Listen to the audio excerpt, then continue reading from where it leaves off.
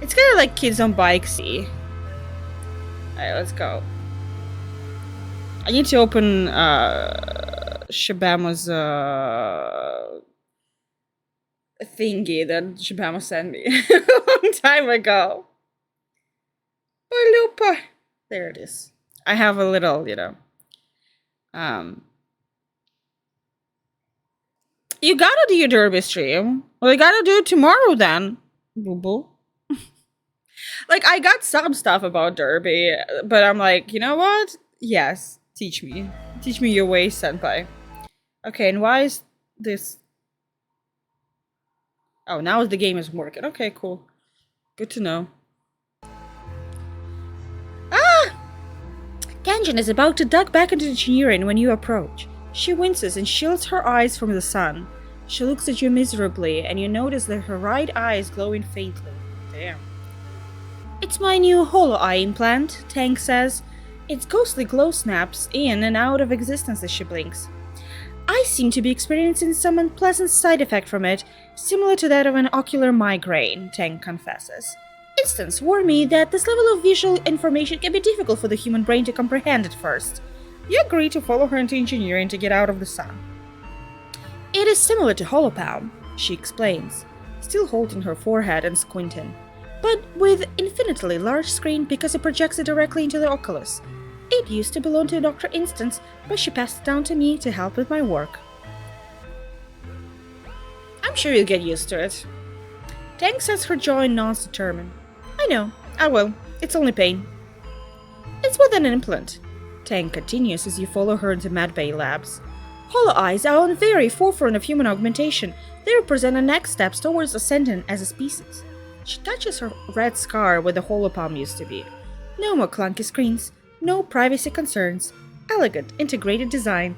It observes the motion of my hands and uses it to generate an AR interface of my entire field of vision. It's partly powered by my own metabolism, though the magnet's embedded in my skull. It's beautiful. Nobody else is here. You hear a gentle hum of experiments running in the corner. This kind of technology is so far beyond that we're capable of reproducing in the colony. Tang sighs, rubbing her temple under the implant. Once they're gone. Maybe Earth will send us a shipment of new ones someday, but I expect they developed somehow more advanced since we left Earth. I suppose it's more likely they've forgotten about us completely. Brrrn, brrrn. Sound effects by Sia. The quiet hum of laboratory is shattered by an alarm. Tang jumps at the sudden noise and shuts her eyes tight. I have to get this, she mutters, gesturing in the air to silence the ringing. The simulation I'm running is time-sensitive, she explains. The specimen require minute changes to the environment every 2 hours, temperature, humidity, light levels. She grimaces, I guess. If we had better automation, this wouldn't be a problem. I could do it. Tangent considers this. Yes, you have proven yourself trustworthy in the lab. It's experiment 2A on the wall there. She slumps down on the floor beside you, rests her head on her arms. Go tell me what you see, and I will walk you through it. With Tang's assistance, you set new environmental parameters for her experiment, which seems to involve fungal growth of some kind. It's unfamiliar to you, but you're able to follow Tang's instructions easily. Tang breathes a sigh of relief when you return. That should buy you 2 more hours. Tang shifts over, wordlessly inviting you to sit down beside her. Her arm is cool to the touch as it rests against yours. Tang turns to you. Thank you for your assistance. Tang, let me take care of you. Tang gives you a slight smile, barely visible in a faint glow of the hollow eye. People always tell me I should take better care of myself. And they're right, because when other people try to take care of me, they usually get it wrong. Only I know what I need. But you helped. Thank you. Please don't tell Instance that my body is adjusting poorly to the whole eye. It's only temporary. The stupid flesh prison is not allowed to draw the limits to my form. You're welcome. Okay, let me catch up. Because I was thinking, please do tomorrow. Well, I hope you're not gonna do it in the evening. What is up, my guy? But, Yeah, so like, because tomorrow evening we do have plans, so I'm not gonna be home to watch the stream. I will watch VOD anyways, but I won't be able to see it if it's gonna be late. But you know, during the day, I'm all ears, and I'm gonna put this ear so I can hear better. That's exactly how those ears work. Just in case, if any of you are, you know, second guessing and wondering, like, these ears work specifically like that. Sleep tight. I'm confused today as I get. Aww. Are you at work or are you at least at home? Oh, for me, any time that's not evening. Lurk, leaving a lurk, lurk, a lurking. Everybody fakers lurking. Lurk.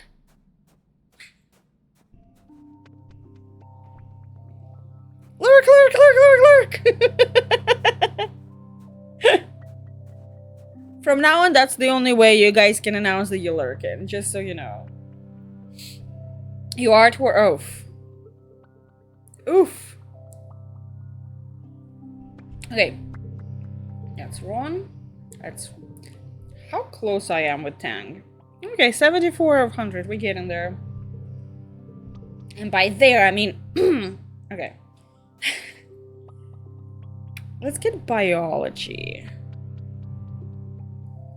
Yeah. Yeah? Should we go outside? No, I'm gonna study biology. Fine. Let's give biology to biology. Okay. And this one gives reasoning. Let's get reasoning first. From far, okay, Mel, it's a great emote, but from far, it looks like it's like... It looks like boobs, I'm gonna say that. Somebody has to say it, and unfortunately it has to be me. It looks like boobs when it's in small size. But I feel what you're trying to say. Nuga is 9, and you don't think she stood still since she was born. She's having trouble in a classroom setting, but that's why you're here. Some kids just need more help than others to stay focused. She's working on using her finger to spell out words to match images on her holopalm. Her chubby little kid hands are unsteady, and her letters are pretty misshapen. That's pretty normal for most of the kids you tutor, but Nuga just doesn't seem to be getting any better no matter how many times you drill letters. It feels like you have to tell her same things over and over because she says okay, but just keeps making the same mistake. Oh, she has ADHD, I see. I never seen an elephant, Nuga says. Is it Nuga or Nugat? No. Because I'm not sure what's like the right pronunciation. But it's just gonna be Nugat. Jabbing her finger at a holopalm. Or a lion. Did you see a lion in this year? You've never seen any Earth animals except for on holovids. Like Nuga, you were born on a spaceship already hurtling away from Earth. You've never even seen a dog, despite learning all about them in class when you were a kid. Nuga has trouble with imaginary concepts. Oh, you're autistic! Oh, boo-boo! I'm so sorry. Oh, I gotcha. It's okay. We can do TISM together. It makes it hard to keep her attention. Okay, so we can do a lot of... Yeah, let's change the assignment to local animals. Earth animals? Where is Nuga even going to need to know how to spell the words for Earth animals? Just because it's the way you learn how to spell doesn't mean it's the only way. You pull up your encyclopedia of Intonan wildlife. Nuga perks up. She loves learning about real-life animals. It's a lot easier to motivate Nuga when it's about a subject she cares about. You fly through some spelling exercises in which it feels like no time at all, and Nuga seemed energized and excited at the end of the lesson instead of burnt out. Sure, she should probably learn how to spell elephant eventually, but it's better to capture her attention now and trust that she had skills that will come later. That's true. I never heard that about moon. I just listed from afar, and when you just look at it, and they like the eyes from afar look very flesh colored. Just gotta say it. I'm sorry. We we do 2. This one becomes 3, right? This one becomes 5. Rawr.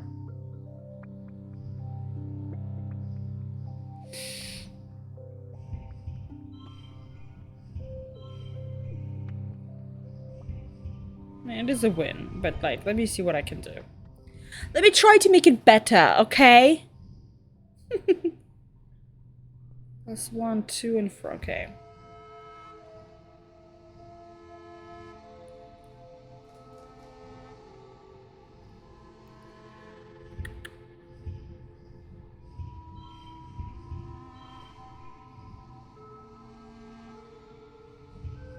Okay.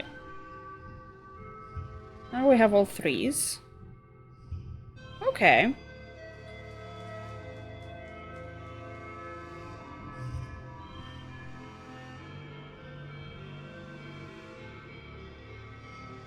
I wish the numbering went like backwards as well. So it didn't have to be 3, 4, 5, 6. It could have been like 3, 4, like this way, basically. But it looks fine. It looks fine. I'm not gonna be dwelling. I'm not dwelling too much on that. Like last stream, like today. We're not doing that. Hear it. The suns rise again after glow, heralding a new year. It's your 16th birth, guys. Guys, we're 16 now. We're going nuts now. Going crazy. Going rebellious teens. And it's worse. The suns rise again after glow, heralding a new year. It's your 16th birthday. You awaken your new quarters, blink into a watery sunlight. Let me see, I feel like it's a little too loud. Dust motes float around in the air, and you take a moment to enjoy the perfection of your bed while you listen to the sounds of the colony waking up outside. So much has happened in 1 year. Just a few short months ago, you thought your life was over. Now, it's better than ever. There's plenty of food and the colony is safe. You even have your own bedroom. You're considering snoozing until your dad wakes up when your reverie is interrupted by a blinking hollow message. Wow, we were. Oh, a girl is calling us, guys. What a day. It's a text from Tank. Joyous observance of the anniversary of your birth, it reads. Another one comes in. That means happy birthday, of course. And then, in case you didn't know. Wow, a whole 3 messages in a row. Hi, Ellie. I might be wrong, but you're the person who shared a bunch of different TTRPGs and who was interested in playing Good Society. Do I remember this stuff correctly? Okay. Can you imagine if I said all of that and a person was like, no? Just so you know, I am setting up stuff. I already asked a couple of people and I'm setting up. And I just need to figure out everyone's, including your schedule, to see when will be perfect timing for that. It's just June is a Pride month, which means as a gay, I am busy. It's just being gay in June means being very busy a lot of times. And I'm losing my mind a little bit. Because it's a lot. I am part of the actual play. I am part of 3 raid trains. I am part of another event. And something else, I don't remember what it was. But besides that, a friend is having a screening of his film, so we need to go. We have our friends coming over to town for 5 days. And there's something else. I don't know what else it was. I am mentally preparing myself. And just wanted to pop in and say hi special because would you believe it? Oh, you do work at games. Oh my god. We do gotta talk. It is one of those careers, like jobs, that I'm hoping to pursue. I've been writing a lot. I wrote for YouTube for a very long time. If any of you want to know, I can like one day sit down and tell you all guys about writing for one of those content farms. I wrote for that for quite a while. Quite something. Wrote for film, directed for film. I mostly did, I'm a script supervisor, mostly for film. That's like the main thing. You busy. I know. And I'm usually a person who's just like, I barely have any schedule of things. And I started like, I even put I took my, like, agenda that I kind of gave up at some point. And I was like, right now, I was like, you know what? I need to put stuff in. It kind of goes crazy. Like this month kind of goes nuts. So I'm like really trying to take care of stuff. I hope I'm not gonna like lose my mind. And then last week was LARP, so that was, you know, that also added to being busy.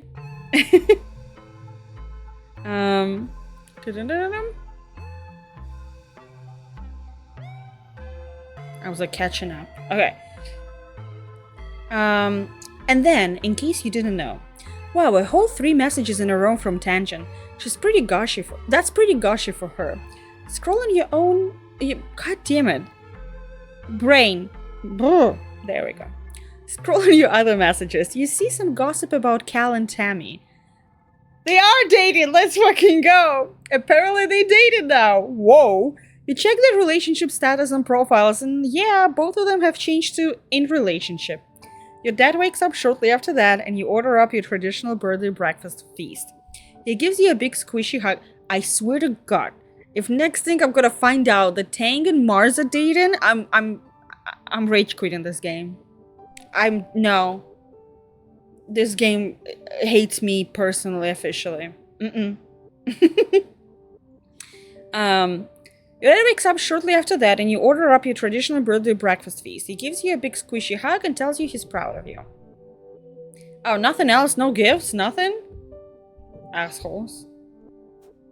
I almost died being born. I am bored. And none of you even give me, like, normal gifts. Wow. I cannot believe it. Okay. I thought he's gonna say, okay, what about the girly pop? Will the girly pop say anything? First of all, I need to find girly pop. That's task number, oh, there she is. Did I look at her and just pass by? Girly pop doesn't want to share her gossip. Whatever, keep your secrets. It's not like I wanted to know, you know. It's not like I wanted to know the goss. I think that's like the main thing that I miss about hanging out in like gay spaces is the goss. And by gay space I mean like drag spaces. Cause I don't like, I do talk a lot about it, but me and Dork are used to perform in drag. And listen, there's nothing have I ever done the ridge? Let's see. There's nothing crazier and cooler than the goss that you get at the drag spaces. The only way to the wrestling ridges is by glider. Part vehicle, part kite, and all adrenaline. You land on the rocky, broken up spine of the nearest ridge and nearly fall over when you look down at the plummeting slope into the basin below. You are a long way up. Distant Utopia gliding beside you. Phew, Utopia exclaims. You handle that glider like a champ, Dis. You too, Sleazy. She peers down over the slope of the ridge. A lot more exciting than swamps, right? I want you two to stick together out there. It's dangerous in those ancient Covenant domain ruins. Convergent domain ruins? You look around. The landscape is like nothing you've ever seen before. Dried, cackled soil gives way to steep cliffs, and what little vegetation there is, brittle and sharp. You can feel the dry air weak away at the moisture in your lips. Wait, what the hell is that? Wait, am I flirting with the... Oh my god, I'm gonna flirt with Utopia. Noon my time. Sure, yes. Let's go noon my time. Perfect. Isn't it too early for you? Okay, Mel, you need to sleep. Don't forget that, okay? Guys, do we flirt with Utopia? Are we doing that? Don't forget she has freaky legs. I mean, here's no judgment, some of you might be into it. Yes? Okay. Just in case, she's 28, I'm 16. The world is our oyster. Cute little nose doing on your cute little face? Utopia narrows her eyes at you and just stares you down. Then she breaks into a grin. I don't know what you're playing at, Snissy. She puts extra emphasis on her accent. But you're getting any special treatment from yours truly just for buttering me up.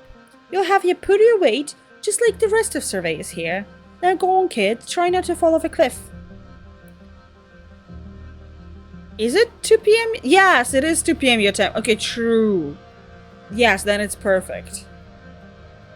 I hate time zones. Time zones are fucking weird.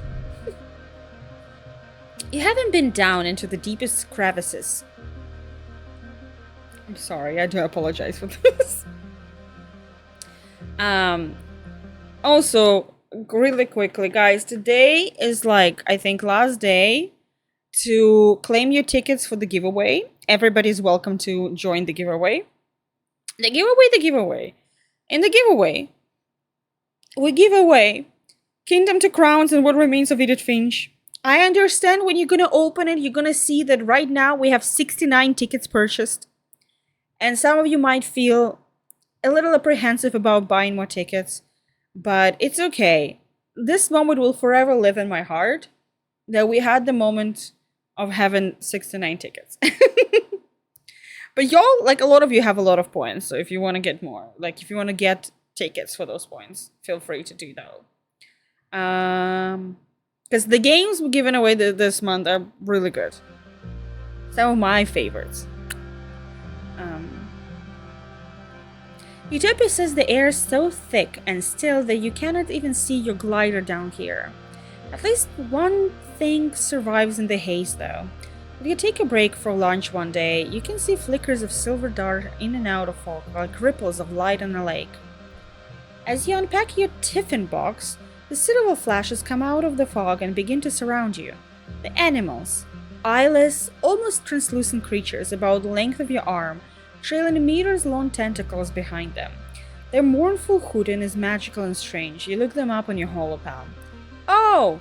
Air squid babies! Wait, air squid are predators. Rar.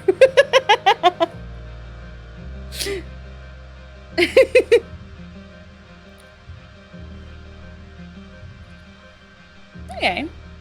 Not bad for the first one. Oh shit, I should have played that one. I'm dumb. Okay. Also 4.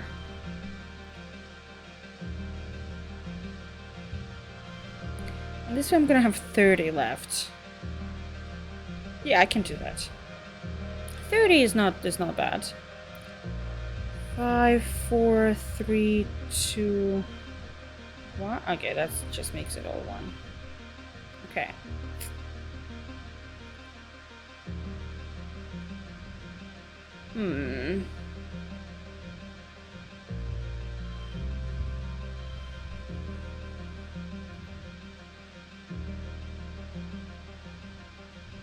What do I have? Let's see. +1 to a card, change it to the brain.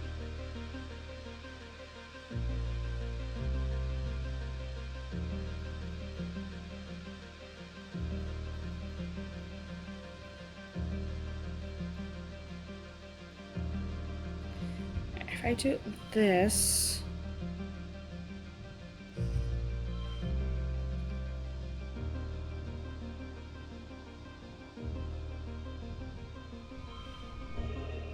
There we go. Look, big brain. This game is made for people with big brain, therefore have trouble playing it. You duck behind some roots and keep perfectly still as the creepy creatures float around and past you. They don't seem to be hunting for food. They must be on their way somewhere. Until they suddenly turn back and zero in on your location. You find yourself surrounded by curious baby air squids as the tentacles begin to parse over ground looking for you. I don't like that. You're not gonna get eaten today. You leave your tiffin and bolt, paying no heed to the noise you're making as the rocks clatter down the side of the chasm. As you run, you swear you run right past someone. Where did he come from? Behind you, you think you can hear him make a low hooting noise. By the time you realize an air squid is no longer chasing you, he's gone. A mysterious stranger? Wow, wow, we were. Okay. Let's see. I got a strange device. Let's see who the mysterious stranger is. The sun goes behind a cloud and you feel a light splattering of rain. It sizzles into the dry, hot ground around you, providing a little relief from the heat of the day. Then you realize you don't see a single cloud in the sky ahead of you, and it almost never rains in the western Westland ridges. The plains here rely on nighttime dew for moisture. Look up. Oh, a herd of float cows are bobbing overhead like hot air balloons drifting west in the prevailing winds. You've seen these creatures being milked in the colony farms. I did it before. During migration season, their helium sacs swell to make them lighter than air so they can safely travel great distances. You've also heard that they use what they use for ballast.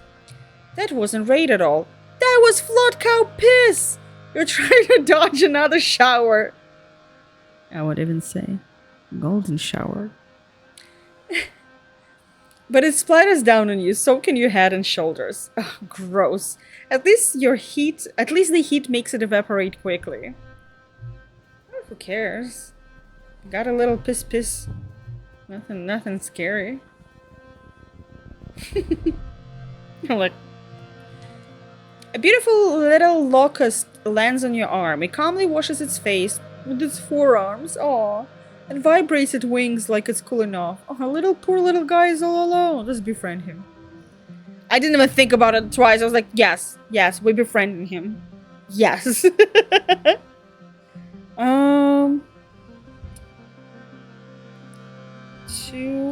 3, 4. Gives us 20. 20 is good. Okay.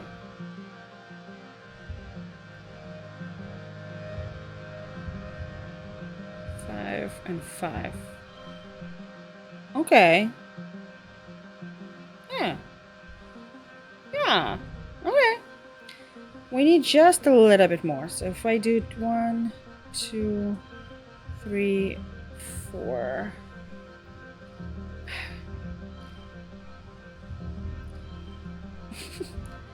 Okay. So this will... Which one doubles? This doubles it. Okay. I can do this. Okay, that's a win. Yeah. Yeah? Yeah.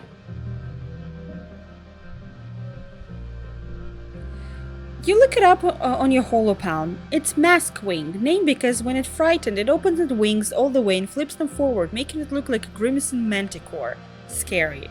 But even scary is how much they can eat.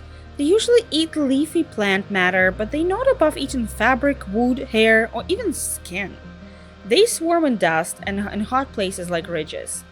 You see something out of the corner of your eye and look up from your friend. Oh, In the distance you see a haze above the ground. It's the locusts, even one bigger than your fist. This insectoid can eat their weight in under an hour. There are millions of them out there, and they will be here soon. Your body takes off to join its friends, and you gotta go. You make it to your glider in time, thankfully. You come back to this place later in the weekend. What foliage there has been is now stripped bare. The only thing still standing are the crystals, glinting in the sunlight. And what's standing here is a cat who's screaming. Come here. Come here, let's go say hi. Come here. Come here. Come here. You know what's coming. Guys. I for once don't have something to do on Fridays. Oh, hell yeah. Listen, if it works... You see, because of you I dropped the fucking headphones. Come here. Don't away from me.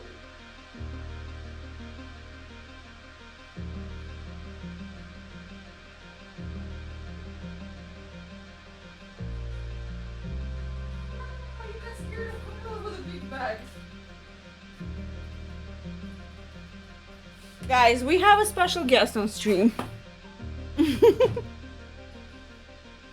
Please, these games. Mel, you were ready. I can see you were ready this whole time. You're like, as soon as you heard that I'm getting her, you're like, yes. What? This little hoe today. So we were setting up camera. Why you look so funny?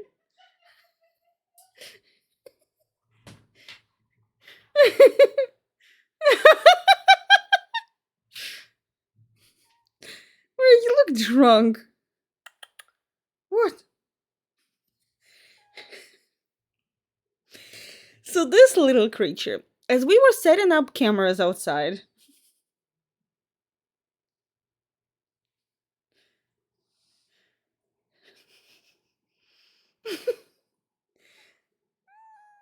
no thoughts behind what?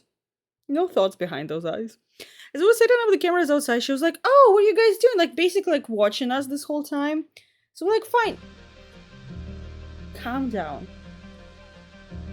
And I was like, "Fine, I'm gonna put a leash on her so we can walk outside." And she was like kind of excited to walk outside. She's very scared, but she's very like curious, so she actually likes it. Wait, stop looking with those like empty eyes into nothingness. And like she was totally fine. At some point she started like I took her like further. She started walking with me. It was all. You don't want me to tell the story? It was all great until Camilla came in and she's like, "I need to put more seeds for birds."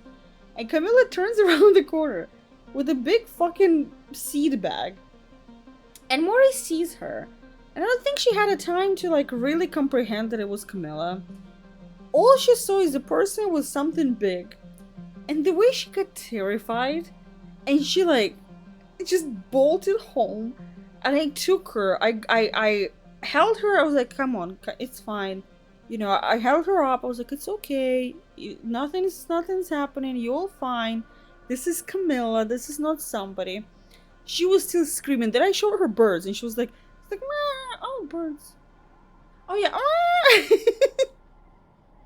This is like having a toddler. Tell them. Good girl. Go. But the way she just bolted when she saw Camilla, it was insane. It's like the hardest thing with her because she constantly terrified of everything, but at the same time she's so curious. And once she experiences that, once she sees it, she's like, "Yeah, fine, it was fun. I actually liked it." What are you doing? What are you doing? Maury! Maury! No. Maury! Don't get into my... Maury! Don't pretend like you're just sitting around. Yeah, good girl. She was trying to eat plastic, and she's like... And whenever I'm calling her, she's like, "Mother, I'm just sitting here." I was like, "Uh-huh. And why is your mouth next to the plastic bag?" "Just happened to be this way, Mama." "Mama, it's nothing." I love showing her on stream. You guys are welcome. Maury! Don't pretend like you just smell it. I can see it. I have the, you know, the lozenge bag in my bag. And she just like, she really likes the way that plastic crinkles. And I can see she's like walking around that bag trying to make it look like she's just around. She definitely doesn't want to bite into it. Utopia has sent you and Dis to study one of the large crystal outcroppings. Up close, you can help but to get a sense that they are alive somehow. They're angular and hard to touch, but they have a sort of sponginess and warmth to them that's a little disconcerting. They emit a humming noise. Dis pokes one with his finger. "Weird. It's almost like they breathe in." Let's study. Maury! Oh, I see what happened. Oh, boo-boo. Her toy tangled in my bag.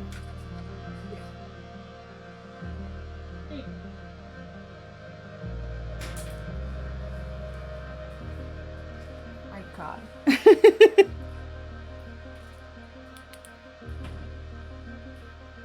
Okay, this is locked here, right? Okay, 3 turns.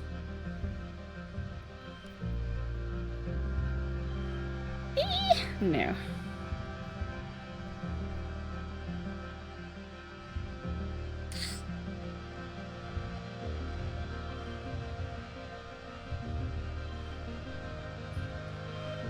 Okay, this is 15 and this is 19. Can you hear this? You're not gonna say? This is when you decide not to say anything.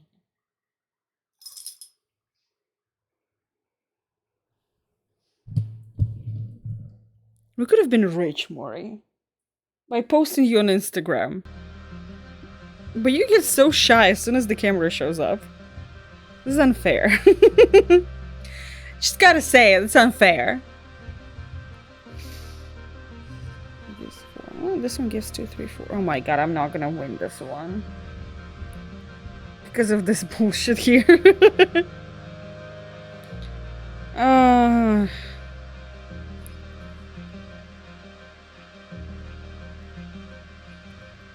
Saving Private Tammy.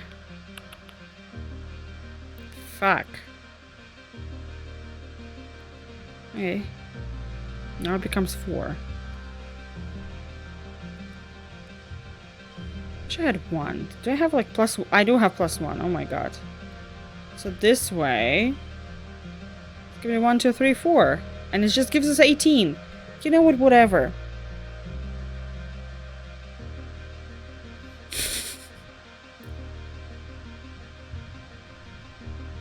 It's not like I want to win this. Not at all. I'm so sorry.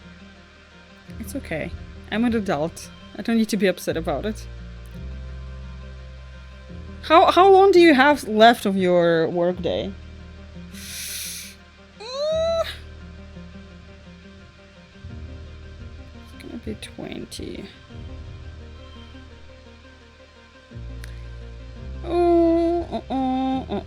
This gives us only 22.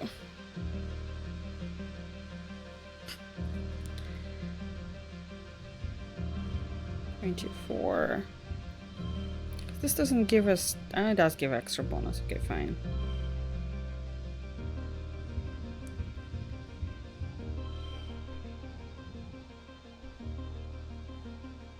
Less than 6 hours? Oh, that's a lot!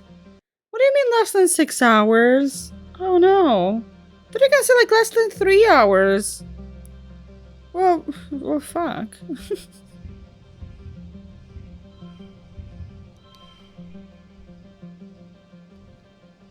Oh, I can't do that. I didn't realize. Whoop whoop. Okay, this is 20. Okay, there we go. I did it. What did it cost me? Everything, but I did it. You notice that they hummed the loudest at midday, another full sun. The few crystals that have grown under shaded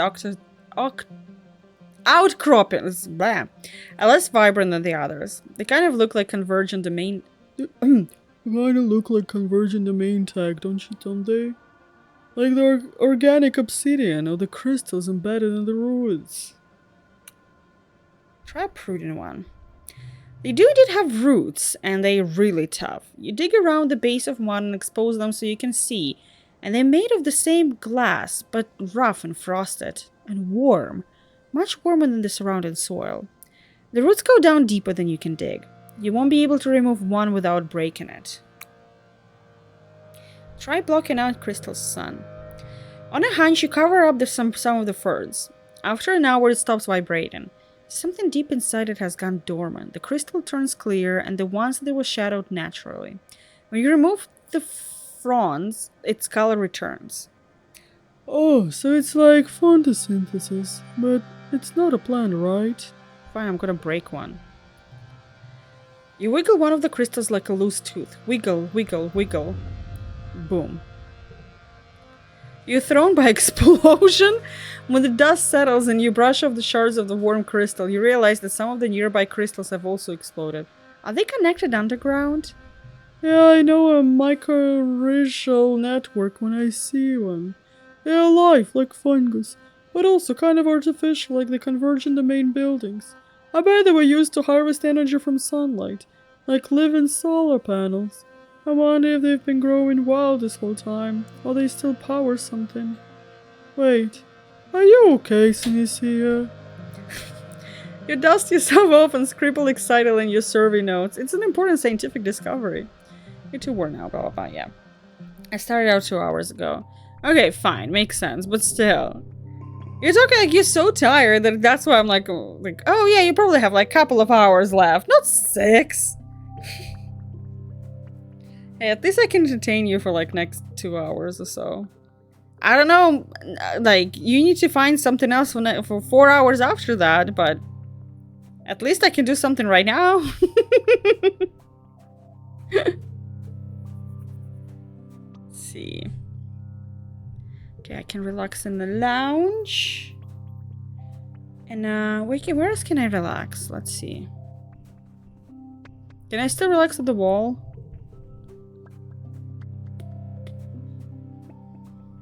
Let me see other spaces. I cannot relax here. Yeah, we can get some wood. If you know what I mean. There's an ad coming in 1 minute, so if anybody needed to use a West room, that's a good point. That's a good moment to do that.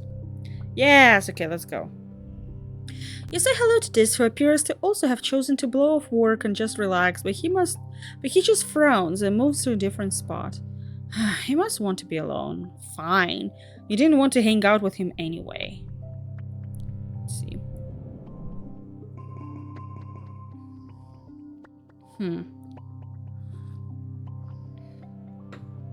going to remove this one. Yeah. Once again, still cannot remove the zeros, but fine, let's remove...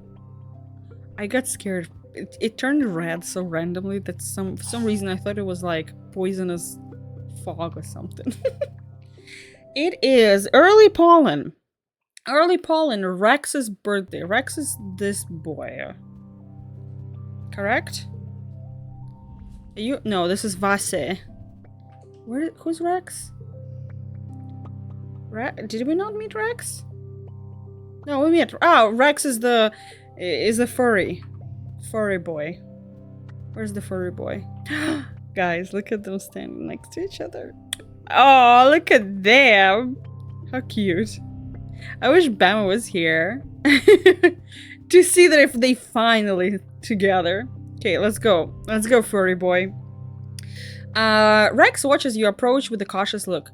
Aren't you Vice, friend? He asks, crossing his arms. He'll be mad if he sees you talking to me.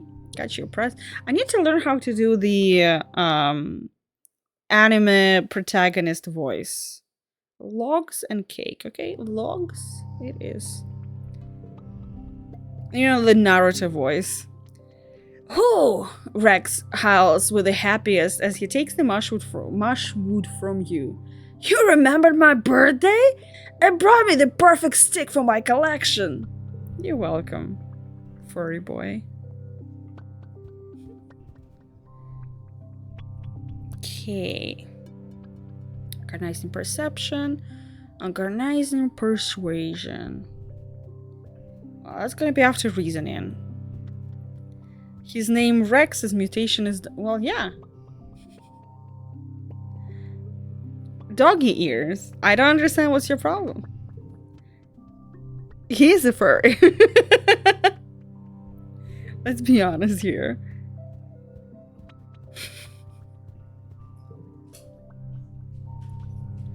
Do we have...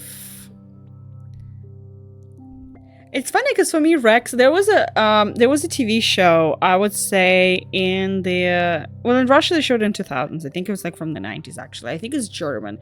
And it was called... like, in Russian it was the Commissar, but I think it was like Detective Rex. And it was about a German Shepherd dog named Rex that was a detective. And it wasn't like it wasn't like cartoonish. It was like pretty...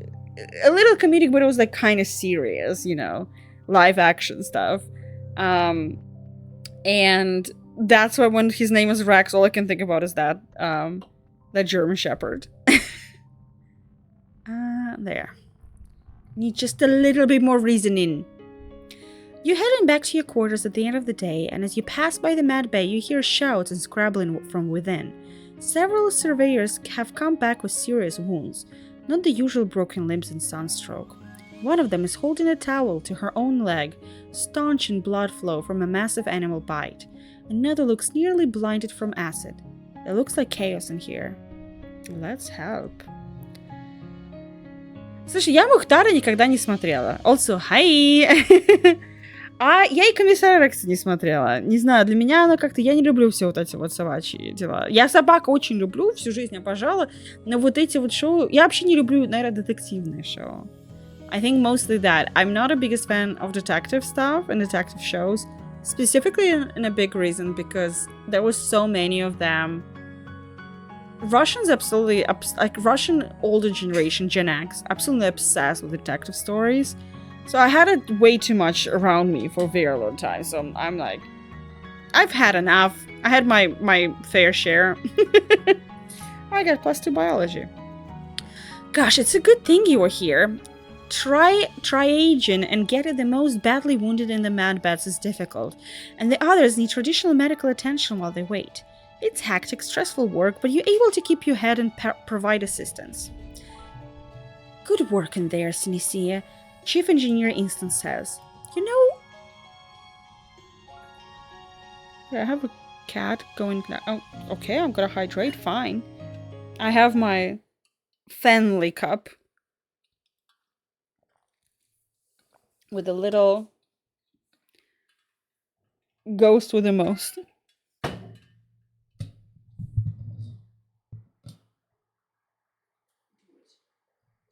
Do it. Why is every time like I can like the mic is on like she stops meowing? I want you all to hear those desperate little meows. How are you, Fear Stuff? Also, Mel, you gotta go and hydrate as well. Oh, I didn't see. Well, it's Dr. Pepper break room is out of Wait, they have you guys on a night shift and they don't have any Red Bulls? Bullshit. That is OSHA violation. I believe so. Good work in here, Sinisia. You know, with how the colony's grown, I could use an assistant nurse here. Someone I can trust to take care of things while I'm working at the lab. Come back next month and give me a hand if you're interested. Hell yeah. Oh, you guys have a heat wave as well? We having a heat wave right now. I'm a little lazy to like convert Fahrenheit to Celsius right now. So Fahrenheit wise, it's 75 today, but it's 92 tomorrow. Okay, Mel. Day shift doesn't need Red Bull. What are we talking about? Oh. We had rather cold spring. Fear Stuff, we literally had the same. But it was also like we get in like 2 days. It's like kind of cold, normal weather. Then bam, we have 3 days of a heat wave. Then bam, it's back to normal. All of a sudden, it's like going back and forth like this. I don't remember. I don't know if you're from Moscow or from like Moscow region, kinda. Because from what I remember from my, memories, that's how every Moscow summer was. It was always nothing. And then bam, we have full-blown summer. Uh-huh.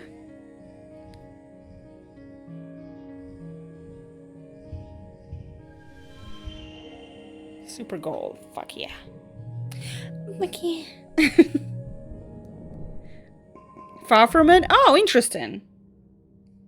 Yeah, because that's kind of how it always was. Moscow would have like really nice springs. That was probably like my favorite time of the year. It also depends like from years. I don't know how it is right now because as a kid I remember my birthday is in the end of March. And I will always remember as a kid, March always had still very strong snow. Like we had snow everywhere. But as older, like the more older and older I was getting, less snow there was. At some point I was like, I remember there was like at the end of the March, it's already was like fully like no snow, just dirt everywhere. But I specifically love, like, I guess like mid to end of April and May, because those were always the months when you would have a little bit of rain, but it would mostly be cold-ish wind and very hot sun. Not very, like, hot-ish sun. And that felt great. I feel that if you already hit triple-digit heat, that happened to us as well. Like, we just, like, it was fine. We had 70s. Then all of a sudden it went to, like, we literally had 100. Then we went back to 70. Today, 72. Tomorrow, 91. Like, what is happening? Like, where are we going with all that?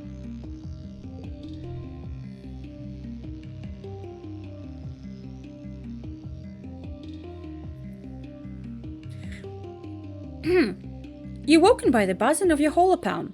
It's a colony-wide alert. You rub your eyes and ponder the thickness of the air sipping into your bedroom through the open veranda door. It's an ominous but beautiful sight. The seasonal pale pink haze has turned to deep fuchsia with scintillating silver sparkles floating around it. The shimmer. Thankfully, you've been inoculated against the shimmer because this looks like a bad year for the airborne spores. To be safe, you stay inside and seal your door and windows tightly. You spend the time playing holo games with your dad. After a couple of days, the pollen fog passes without incident. And my favorite time is first 2 weeks of September. Yeah, it just usually first 2 weeks of September also had a lot of time. What? Autoplay Fairy sometimes plays the best hand. Oh! Thank you, Autoplay Fairy. Usually a lot of times by September we already had like a lot of rains. I would say late August, early September is when there was like a lot of raining happening. Although early August rains are pretty fun because it's like it's very hot outside. And then it rains. It wasn't like, it didn't get super humid, but it was like, I don't know. It felt nice. Okay, now that we got reasoning, I want to get organizing in biology. Я не помню, что бабье лето означает. Like, what specifically was that term for? Was this one giving us biology? There we go. You report for your first shift to Dr. Instance's nursing assistant. Instance was never supposed to be the literal doctor for everyone in the colony. All of the colony's medical needs was...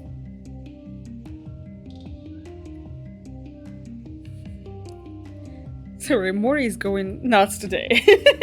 Instance was never supposed to be the literal doctor for everyone in the colony. All of the colony's medical needs were supposed to be covered by the medbeds, and then eventually with trained medical professionals from your generation. With the growing number of wounded and sick, it's pulling Instance's attention away from the actual work in the lab, hence why she needs help. What is Indian summer then? I don't know what it means. I know the term, I've heard it, I don't know. Okay, you know what? Google.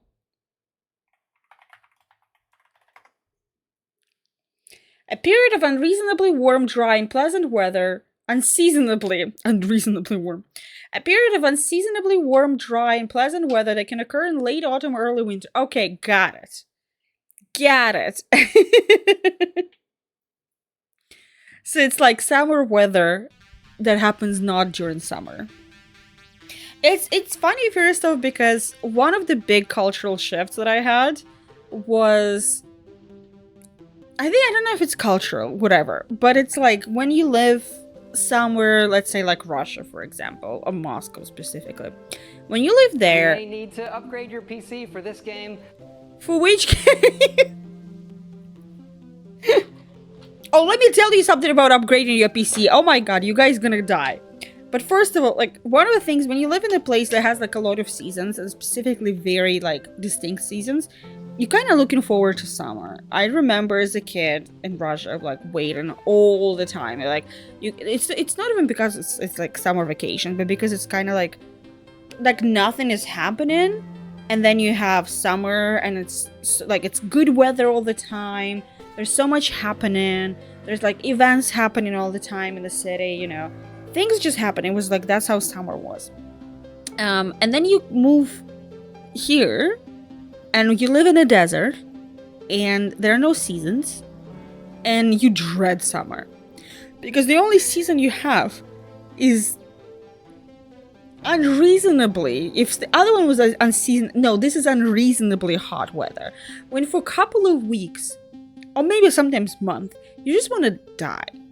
Or you want to run AC all the time to the point when your electric bill is going to be through the roof. But that's all you can have. And by the way, I need to turn on AC. Because otherwise you're just dead. And because in the United States I only lived in desert, I don't know how it is anywhere else. That's my association with America. It's like, it's so hot you just want to die. But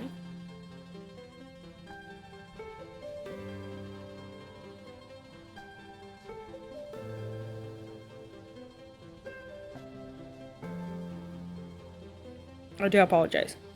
Talking about PC. I was installing an update for Metaphor.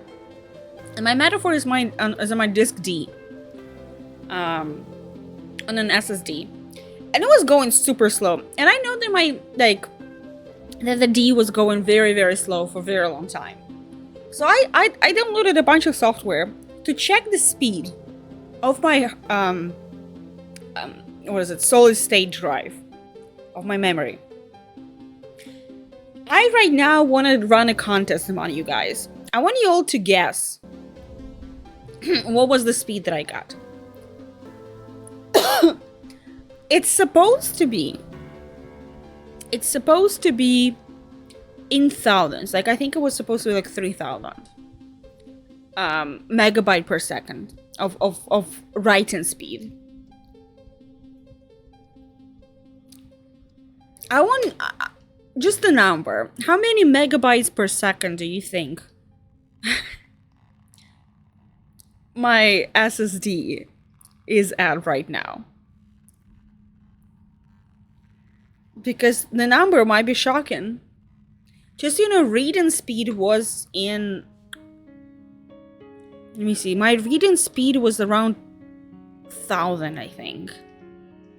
1,000 megabytes, so I guess gigabyte per second. We have community center set up during summer school and say, oh, that's so nice.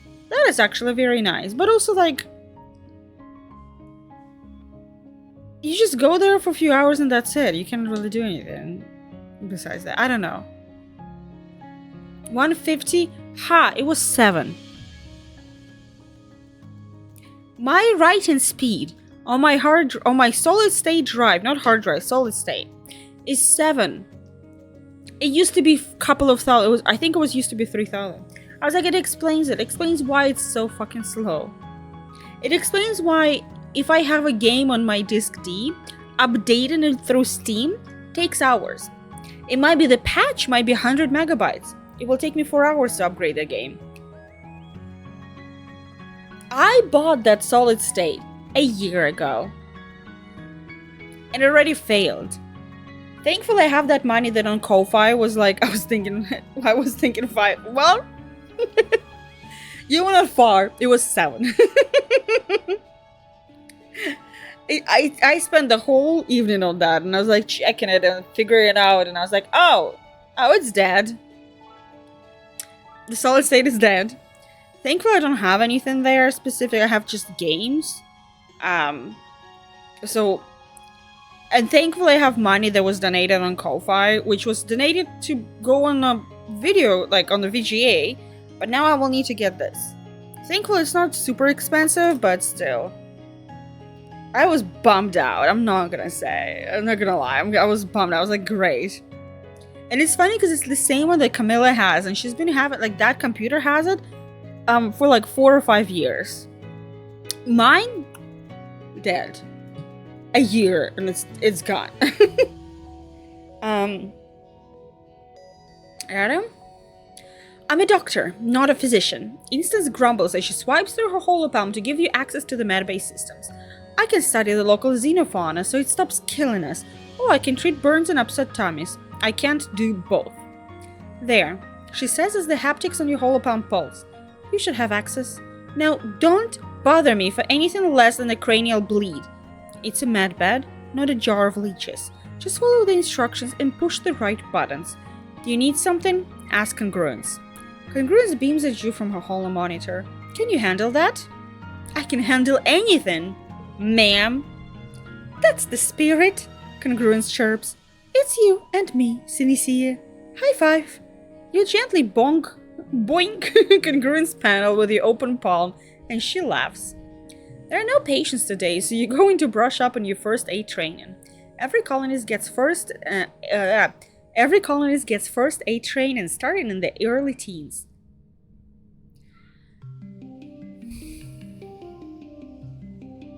Lungs gotta breathe, heart's gonna beat, blood should stay inside the body. Check. You run through the quiz scenarios with Congruence for a whole week. CPR, elevate and put pressure on wounds, wrap broken bones, flush eyes with water, leave foreign objects in, and be real careful with neck injuries. Fun fact, in the field, your holopalm can discharge its batteries all at once as a makeshift defibrillator. First aid is important, but the goal is just to get the person stable long enough to bring them here to a medbed. That's where you and Dr. Instance will take over. You'll be fine. Might only be a matter of life or death. No biggie.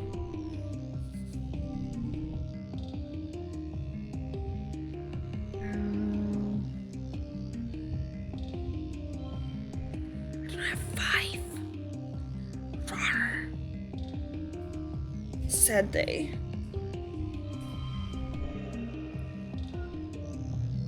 Yeah, Mel, it is very interesting. I am very upset about the hard drive. I was like, solid state drive, Jesus. It's like, it's not a hard drive.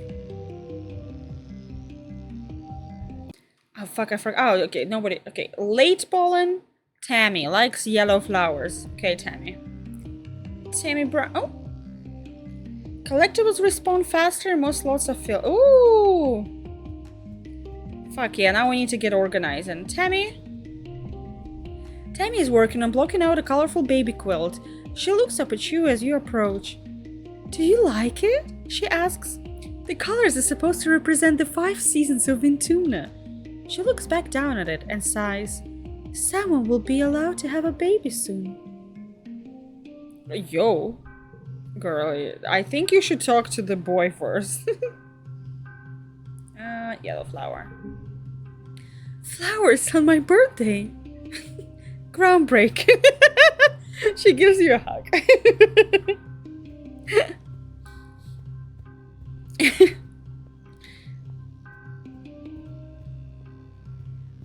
I love the way this is just standing there on top. Just looking over everyone. Only peeps depending on...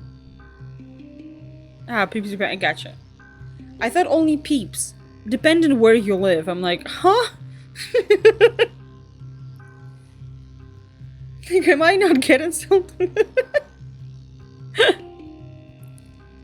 I know, Mel. That's my favorite. Like, I don't like her because she's so obsessed with babies. I'm like, Jesus, girl, you know.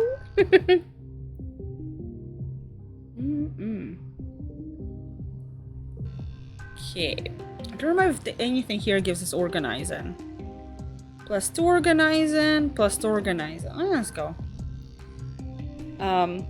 Hell yeah, we have the boob window guy. You're trying to find Administrator Seek to ask about something, and accidentally stumble into a meeting they having with Governor Loam. You didn't catch the topic of the argument, but you managed to piece together that Seek is trying to get Loam to come up with a way to explain something important to the colony. Whatever it is, Loam is dismissive about it. You hear him say he's not here to hold people's hands, which frustrates Seek. Figure it out, Seek. It's your job. I'm gonna spy on them. Ooh. Yeah, neither my persuasion or rebellion is good enough. Although, let me see. That would be fun. Ah! I started speaking like Malkavian. Yeah, you know what? Won't argue with that. They have... Oh, I cannot change it right now. Bullshit. It's fine then. You pretend to organize some papers and listen in. The colony is spending a lot of resources on the security squads, and these need to come from other departments. Seek tells Lum he has to present the budget and convince the council that it's necessary. The governor is tired and cranky, and doesn't want to bother with another boring meeting. Lum rubs his temples. Camilla, can you play with the kid?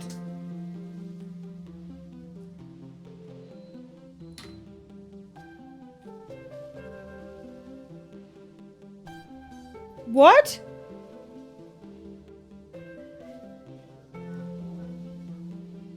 Okay. A choice for a bob window, yeah? Definitely a bob window. But yeah, I got you. Lum rubs his temples. You're Lum, right? Yeah. Ugh. Why is this my job? He complains, even though it's clearly his responsibility. Can't I get an assistant to take care of this? Yikes. You ignore them. You've got better things to do than listen to Lum and Seek argue about administration. It does seem like they need an assistant though. Maybe you can offer your services later when they're not busy. Oh, that's what I can do. Once per oh, I can do once per battle. That's not really good hand. That kind of sucked, my guy. 3.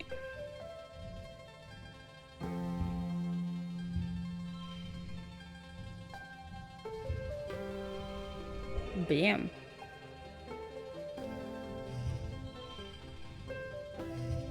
There we go. Oh, I guess it is not... Yeah, it didn't fully work as like... Oh, okay, this gave us 37. Okay. Okay, my organizer now is 47. We're getting there. We're getting up. Oh, Mars wants to talk. What's our relationship? 70. You find Mars frowning over a textbook on her holo. She flips through pages with growing disgust, until finally she gestures angrily to dismiss the screen and drags her hands down her face. Ugh, people totally suck. You slide onto a seat next to Mars and she sighs. I told my dads about my plan to get the adults to adopt kudos as a way to encourage the arts, and they got really weird about it. Like, they don't think it's a good idea. But then they told me that I should read up on Earth's history, so I did. And you know what I found out? People suck. The whole reason we left Earth was because trading money for stuff was a bad idea. No. Mars, finding out about capitalism. It made few people rich and everyone else was poor, and it destroyed all the culture and people fought and killed each other over it. By the time my parents left Earth, almost everyone worked super hard and was super poor, while like 100 people barely worked at all and owned private spacecraft. That is like so dumb. This colony is the closest humans have ever come to income equality in thousands of years. We don't have any passion. And Earth's history is full of people with passion who end up turning into supervillains while everyone else starves. Is that what we're capable of? Really? She looks at you intently and puts her hands over her heart. I am a passionate person, Sinicia. Is being a despot all I'm capable of? There's nothing wrong with passion. Aw, she doesn't like it. Whatever. Mars purses her lips. I agree, but no one can be right 100% of the time. I really am going to run this place one day. I can't be surrounded by yes men. I need you to have a little backbone, Sinicia. We'll end up exactly like an Earth politician. There has to be middle ground between austerity and equality. I don't want to have everything while everyone else has nothing. Like, yes, Obviously, I want to colonize the stupid rock. I want massive cities and glass skyscrapers and flying cars. I want to not have to fight off aliens every year. I want to pave over all those spongy pollen trees and kill stupid bugs. I want air conditioning. And I want everyone to have everything. Even the stuff that they does think don't matter. We can't live like animals just because of the boogeyman of our past. One day, I'm gonna be running this place. Just you wait, Sinisi. I'm not gonna let us fall into the same patterns we did on Earth. We have to take care of each other and master this planet. But we also can't forget what makes life worth living. Luxury. Girl, you would have loved TikTok. What do you think, Sinisi? Do you think I'm on the right track? I think capitalism is good, actually. How do we avoid past mistakes? Well, I guess I thought because we're already starting out equal, people would just be better? You're right. It seems like wishful thinking, doesn't it? Well, at least I have you to bring me back to Earth. Ventuna. Mars smiles and claps her shoulder. Thank you, Sinisia. You always think of things I don't. I really appreciate that about you. I don't know. Sounds like she's gonna be next Mark Zuckerberg. At least Mark Zuckerberg, at least not Elon Musk, yeah. Beggars not choosers, we have to.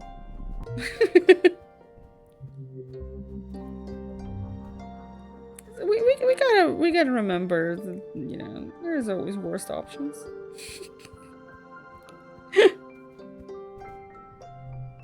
Okay. So work on depot. That's what gives us organized. Okay.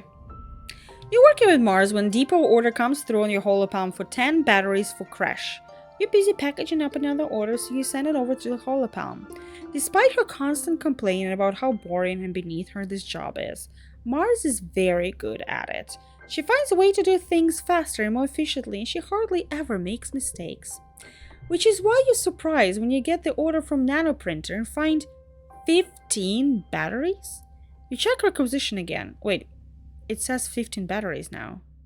You swear it said 10 before. Mars scoops up extra 5, giving you a wink as she hides them in her bag. She says she doesn't need yes, man. I'm gonna confront her. Oh, don't be a buzzkill, CDC, she says, rolling her eyes. Even 6 seems a little off top. Why else would they keep such a tight control over Nanoprinter? What are you going to do? Tell Lom? If you do, Sig will be on my side because they know I'll sell them out too. It will be your word against both of us. Besides, it's not even for me. It's for the SFC, which is a secret, so it's not like I can send an actual requisition for the stuff. Ooh. I have this thing, right? I don't need it. Yeah, I know I have emoji proji. Okay, I'm not gonna steal. Let's help her cook the books. You know what? Let's be assholes. How's my rebellion is 95, damn.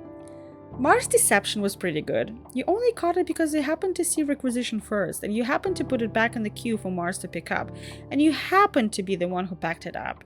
You work with Mars to set it so that the second person to open requisition must complete it themselves. Believing you're doing it to increase reliability, Seek approves of this change. It's a little more work, but it means that Mars is free to edit requisitions to her heart's content. Mars is so pleased with your work, she gives you a kiss on the cheek. Mars! Stop.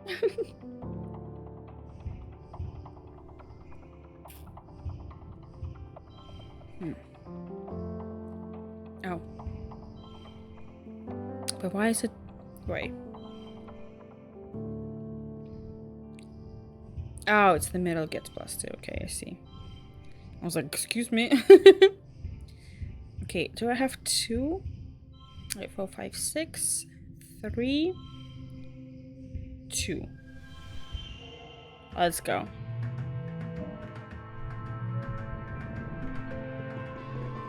Made some Mooney. Oh!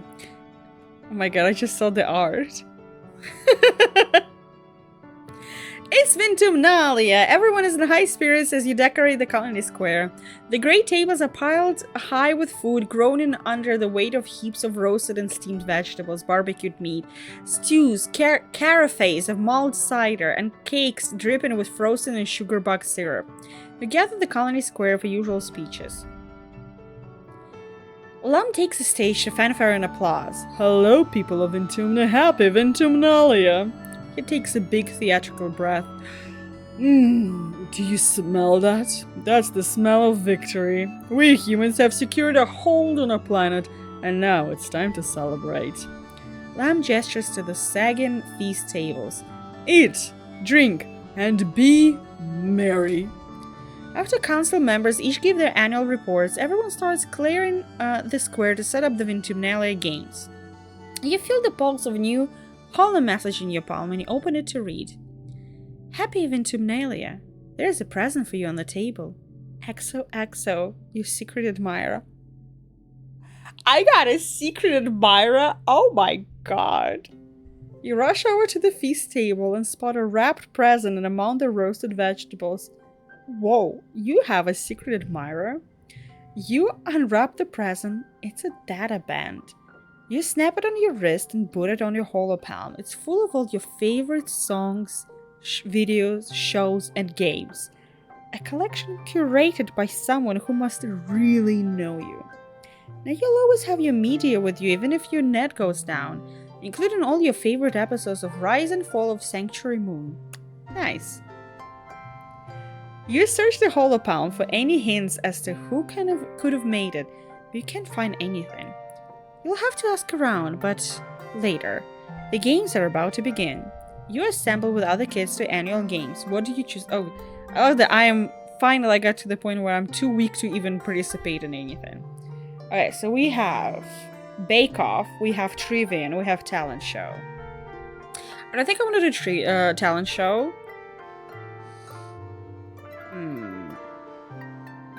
Well, I do need more organizing, so I guess this might give us extra organizing. I guess. You join. God damn it! I'm gonna spend time with these two fuckers, and it's also hard. God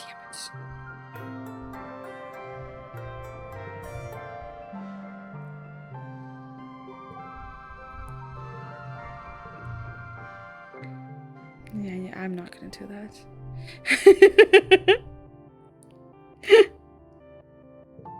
It's gonna be the same one.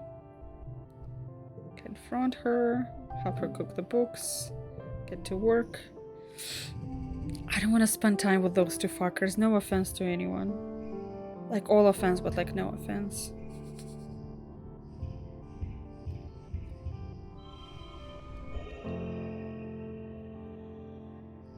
Yeah. Справка от везде. Здесь, да. Hey, Faker! Everybody's 16 right now, so everybody's like... we have one couple that's 17, and they already, like, you know, they doing the things. He's my secret admirer, blah, blah, blah. I'm gonna do trivia. I don't want to spend time with it. I was like, no. We're not going to have any pop culture questions this year, right? Tangent sulks, her voice dripping with disdain. I just don't see the point. Why aren't we celebrating real intelligence? Listen, I would say 14 is more of an awkward age. 16 is when you slowly become a human. Like, you slowly become adult human. 14 is when you kind of in the spot when you're like, no longer a child, but you're not teen fully or adult yet.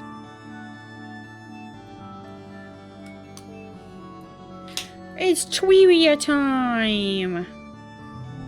90? 90. Mamma mia. Okay.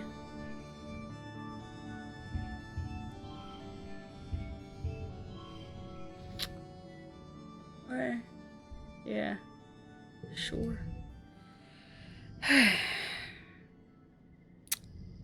Shit. Okay. 4, 3, 2. God damn it, now they all get in back. Okay.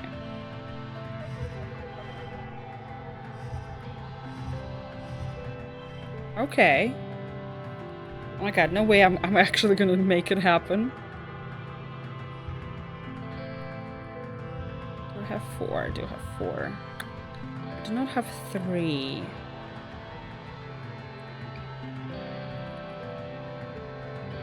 Okay, if I do this way.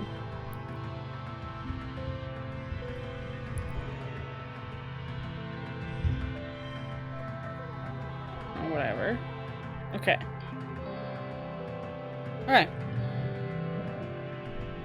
How are you, Faker? Welcome back from lurk.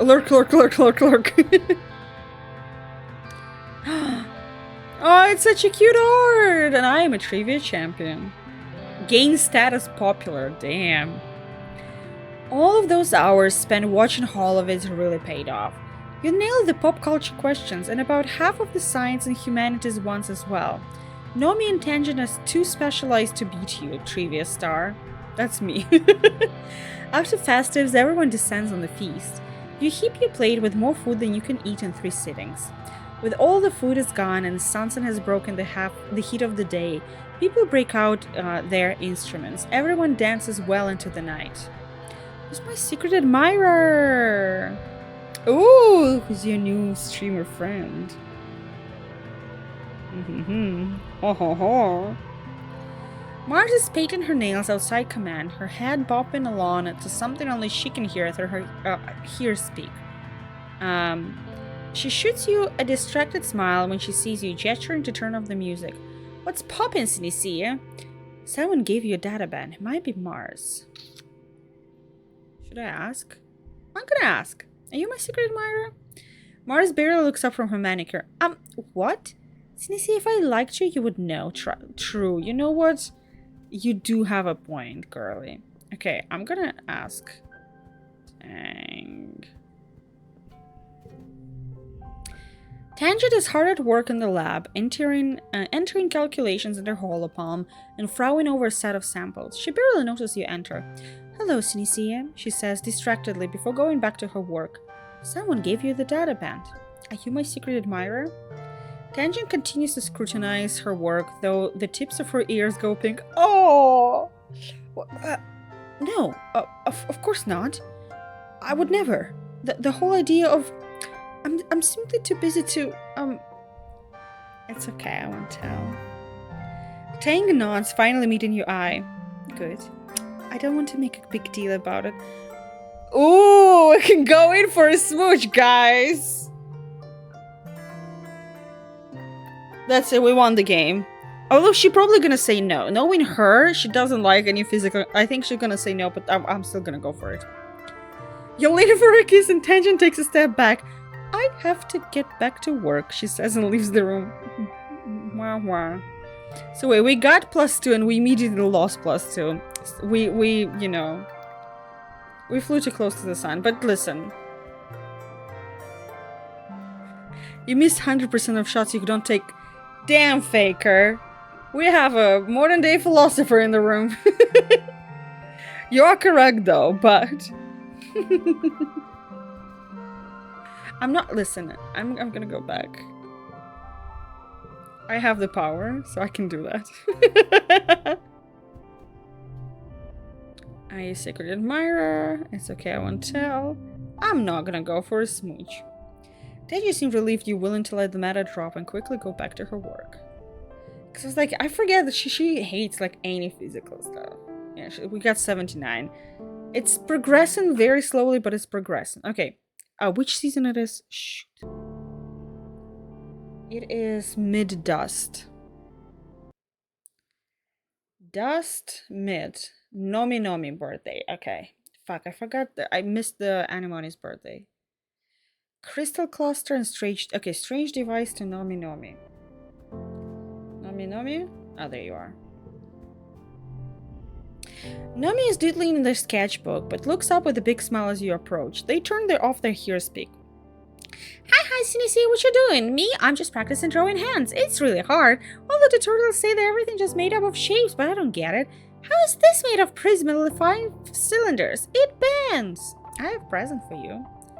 I'm gonna give you... Yeah. the device. Oh! Nomi exclaims, making grabby hands at the strange device. Happy birthday to me! I can't believe you remembered! Thank you, thank you, thank you! Aww. You miss 100% of shots you don't take. Loud... No, it's... I don't know who's loud there, but I doubt it. Press X for doubt. Nomi is camped out in the lounge, their holopad screens spread out before them like a drawing table. In another screen, there's a collection of photos of Manticore. Nomi looks between two screens, their brow furrowed in concentration as they scribble directly onto the screen with stylus. I have my own monster walking around. What are you doing? Well, I wanted to write and illustrate a story about aliens like in Turbo Girl Hyperjet Transform, except using the Xenos here on Ventumna like Manticores and Faceless and stuff, and they can talk instead of attacking the colony, they help people instead. Oh, that sounds cool. Thanks! Nomi chirps, scribbling happily at their drawing. I got an idea from second Turbo Girl Hyperjet OVA, you know, and one where Medusa demons show up and the aliens and the Turbo Girls have to band together to defeat the common enemy. I remember that part. Nomi looks up at you with a start. Oh! They exclaim. That reminds me, so I'm trying to brush up on my xeno anatomy, and I'm totally fine with writing, but they blow out a big breath, ruffling their bangs. I kinda haven't been able to... I kinda haven't been here long enough to make sure it feels right, you know? To make it go pop! And I want to make sure I'm being, you know, sensitive about stuff I don't know a lot about. So I was wondering, could you help me with some of the world building? Oh, I'd love to. Fuck yeah, let's go. World building. Lore! You spend an enjoyable afternoon helping Nomi with her story. When they're done, they give you a big hug and thank you profusely for your help. You feel really proud of what you accomplished. Aww. Okay, let's go get more organizing experience. So then maybe we can get a third slot. But who's your new streamer friend? Whoa! There are too many of them. The mood is somber as Mars calls the secret Fun Times Club meeting in order. Anyone who won't be joining us today, or probably ever again. She told me she's too busy with training and stuff, and she didn't want to do any more sneaking around. It's okay. She kind of square anyway, but we need someone to replace her. Some of the Helio kids are pretty cool. They like clubs and stuff, right? We should talk to them and see if they want to join the SFC. Mars stops and holds up her finger. Oh, and it's just SFC now. The Secret Fun Times Club was okay when we were little, but we're practically adults now. What about the new governor, Lum? I know he's technically an adult, but he's fairly young. It would be beneficial to have someone with some actual clout on their side. Mars gives Tang a withering look. We already have someone important in the club, Tang, but thank you for your contribution. She crosses her arms and thinks. I mean, Lum's alright. Kind of dumb, but like, you don't have to be smart to be hot, you know? I can't believe we just let him be in charge. I've listened on some council meetings and they total chaos. It's like he has no idea what he's doing. Oh, that's kind of mean, Mars, Tammy says. I'm sure he's trying his best. We should invite him forward for snacks and tea, see if he needs help learn how to fit in, and should we be trying to have fun, not getting involved in politics? You're gonna invite Nomi. A club? Nomi asks when you bring it up. Well, maybe. I am looking for more people to play Lazy Fable with me. It's no fun with just me and Rex. Hey, wait, can Rex join? Because Rex is my best friend and everywhere I go he comes to. It's been that way forever, since we were kids, and there's no way I'm letting him feel it out. Looks like you got another too. For a swirl, right, streamer. Yes, tell me more.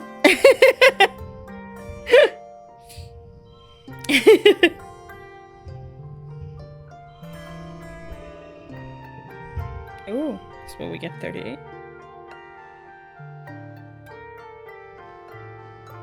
Fine.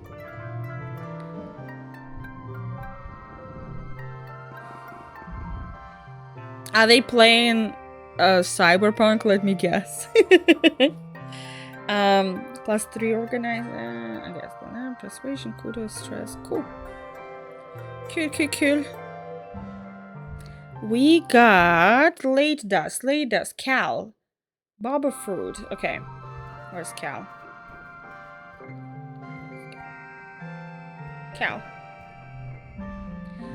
Cal is at the door of the barn, pulling out a pair of stretchy gloves. Palominas, Calvin. I gotta get in there to make sure everything's going okay. Do you need me? It's your birthday. What does he like? Baba fruit? An egg? Egg, okay. Egg. All I want is egg. Oh, wow. An alien egg? And on my birthday, too.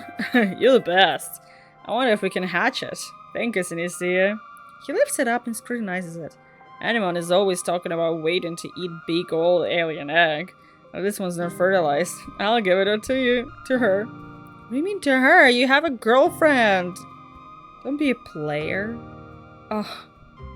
Man. Am I right or am I right?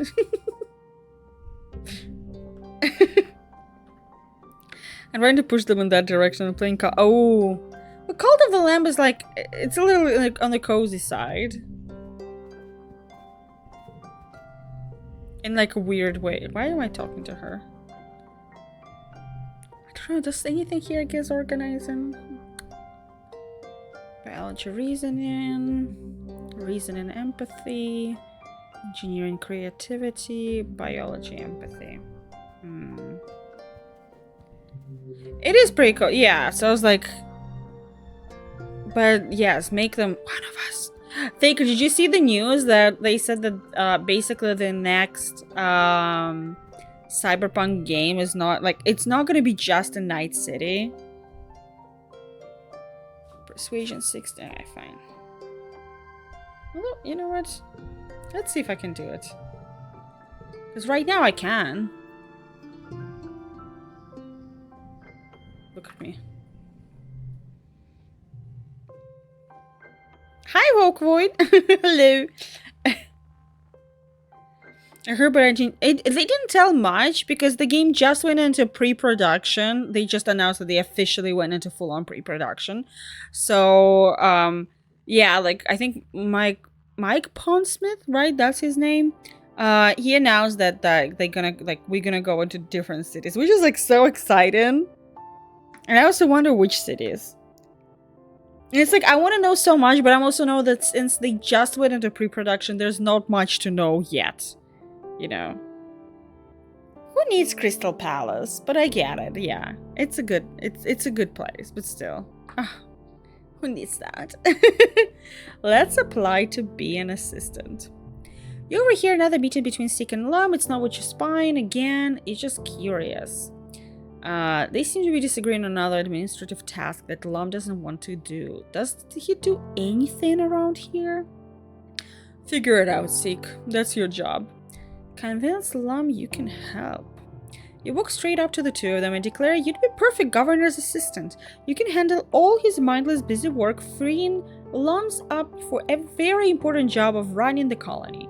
Seek looks as annoyed with you as they are with Lum. The governor, however, is pleased with your audacity. He walks you to the bridge. Good. You can share the desk over there with Mars. You worked with Mars before, right? Good kid. Strong image. She handles my social media presence. I don't need social media presence on the tiniest fucking colony. My guy. Okay. Oh. Which are like, what in Cyberpunk lore, which are like the big cities that are left? Because I'm like, Los Angeles no longer exists, correct me if I'm wrong. I think Boston still exists. Yeah, I don't remember right now. One of your first tasks as an administrator is to format the monthly report to Earth. It's full of boring, carefully formatted data. Seek is very specific about it and makes you redo it 3 times until you get it right. You drop off the report at the comms desk and realize you've yet to be told how to process any reply from Earth. I'm gonna investigate on my own. I'm smart. Look at her. You sneakily read through the administrative HoloNet file. It's still 95. I thought we were gonna get 100 at this point. You sneakily read through the administrative HoloNet files you've allowed to access now. There's a huge backlog of messages, all dating from during the 20 years the Stratospheric was in space. You scroll through the preview text quickly, not wanting to draw too much attention to yourself. The majority of the messages are updates from the colony's allies in the Ventumna group, but every so often there is a message ordering the ship to cease and return to Earth, putting an end to illegal immigration and return their stolen property. If the Ventumna group weren't the outlaws on Earth before, stealing congruence and gene tech definitely did the trick. Their messages are angry. There are no messages from any time after Stratospheric landed on Ventumna. Maybe nothing can get through the wormhole. Maybe the communication system was damaged, and it wasn't until a heliopause landed that the communications could be restored. Or maybe both planets are just shouted into the void. It is impossible to say. He's like, yikes. +1 to all yellow. Oh, nice. Okay. Value is wild. Can do 5, 4, 3. That's what I'm gonna make all of them on, yeah.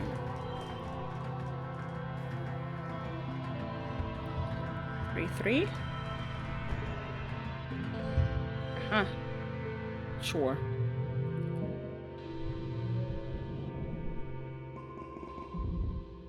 Like, we're getting there. Soon organizing is gonna be there. God fucking damn it. Which one we have now? Early wet? I'm not gonna make that joke. It's Mars and yellow flowers. Wait, she was right here. Mars? Mars surveys the colony like a queen regarding her subjects. I've been thinking about ways to improve this trash heap. The problem is getting people to listen to my ideas. They still think I'm just some kid. As if. If they think of me as a child, they'll be all more surprised when I'm running this place. Share some gossip. As I said, I always love some good goss. Mars' eyes go wide when you tell her you know something she doesn't. Impossible. I am the queen of knowing everybody's dirty dirt. Try me. Oh, Faker, I don't know if you were here, but I am participating in a, what is it? Actual play, for TTRPG for, Powered by the Apocalypse. It's starting out next Thursday. It's gonna be for 4 upcoming Thursdays, and it's gonna be a charity fundraiser. So I will post about it on Discord so everybody can see where it's happening. It's a channel called Key and Sword, if I'm not mistaken. Let me see, to be fair. Sword and Key.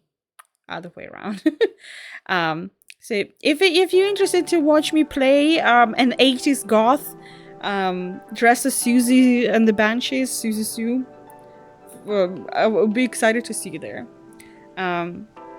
Wow, thank you, Sinisi. Oh, really?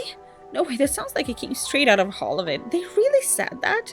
Wow, thank you. Aw. Alright. Let's see. Nobody wants to talk?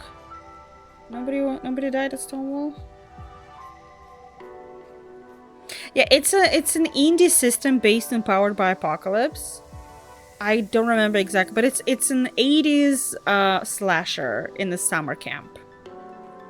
So I think it's summer camp. It's definitely an 80s slasher.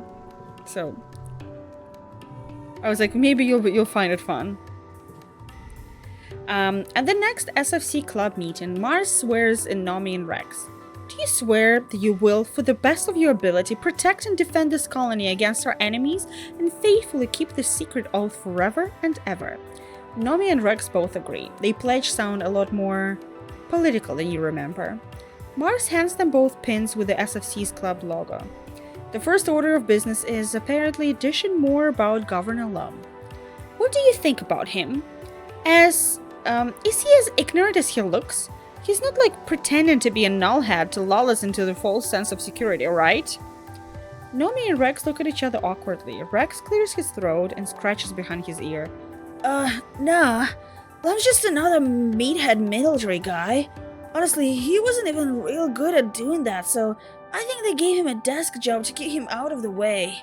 Then he came through the wormhole and a bunch of people up top died and he was the only one left. Nomi nods. Yeah, it's like pretty okay, I guess. We don't know him that well. Mars stares openly at Nomi and Rex. Wait, you telling me he's the leader of the whole colony? He has all the governing experience of a trippet sandwich? Nomi and Rex look at each other, then try. It makes sense. It makes sense that he was, like, he got this position just because, like, well, he was there. I was like, okay, you know what? It makes sense for him. I would be better governor than this idiot. He just sits in his office recording stupid Holland videos about how we winning and winning. It's so pointless. Mars slumps in her chair and puts her head in her hands. What are we gonna do about this planking nullhead? I don't know enough to have an opinion. We should overthrow the governor. I got an achievement. I hate you. Reach 100 rebellion. Oh my god. Mars' eyes go wide. That's, we could. Why not?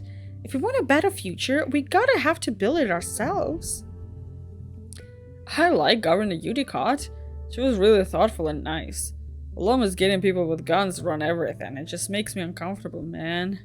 Tammy nods her head in agreement. You look at the little SFC pin on your shirt and realize your silly childhood secret club might be turning into a bit of a political oh my god. Secret Friends Club! The new rebels of the universe. +2 from... Oh, from J. Okay. Who would have known?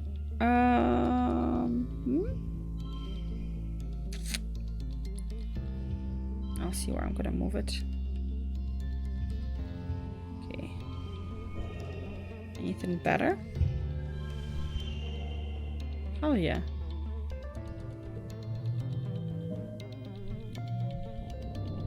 Okay, I'm getting there organizing. My persuasion is getting crazy, but like organizing, come on. Come on, boo-boo. It is... Was it late wet? Late wet. Wait, mid wet, right? Yeah. Vase likes the device. I don't have the device, so Vase will survive without a birthday present. I gave the device to Nomi, so no offense, my guy, but still sucks to him. I don't want to play you exactly. I don't want to go overthrow government anymore. You promised when you were 9. You think it meant nothing. It meant everything to me. I have enough money. Yeah. Yeah. Can you imagine if something like what is it called? The Star Wars show Andor was all about like you promised when you were 5. Here's a cake for you. Happy birthday.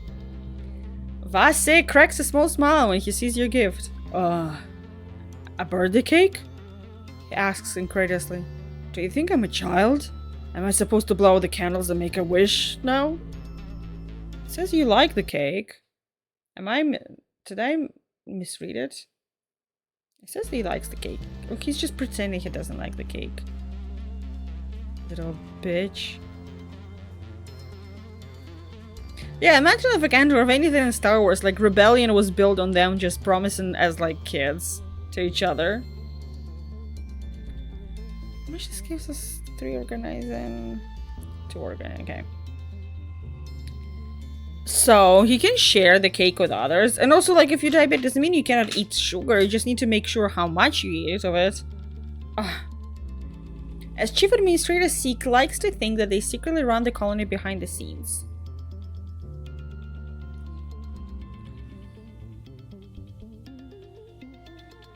This manifests in them watching you very closely, suspicious of your motivations. To the adults, especially the older ones, you'll always be crash kids, not to be trusted with anything of importance. One day, they pull you aside. Sinisi, I need your assistance for a classified mission. You can definitely trust me for sure. Damn. I like that it's like need rebellion 31, need rebellion 70. I'm surprised Sick never trusts anyone. Couldn't this be a trap? You probably shouldn't trust me. Sick narrows their eyes. How unusually candid of you.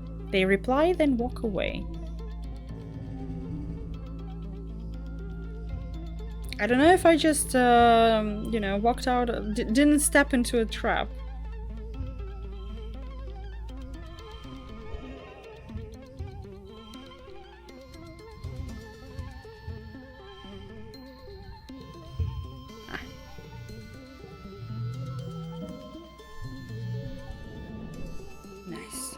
Nice.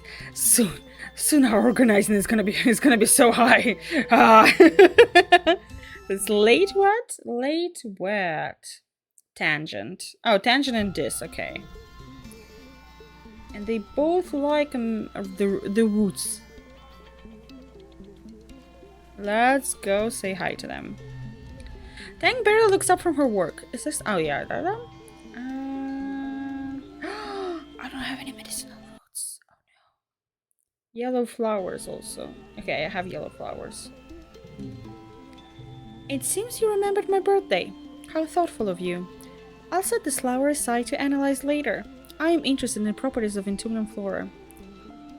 I know she's gonna hate it. If she's gonna hate it, we're gonna load. I'm sorry. I'm more beautiful than any flower. She grimaces. Please don't say that. Thank you for the flower. Okay, she didn't hate it. Okay, we get in there. It's 83. Okay, what's up, my guy? Where's my Morrissey? Morrissey, where are you?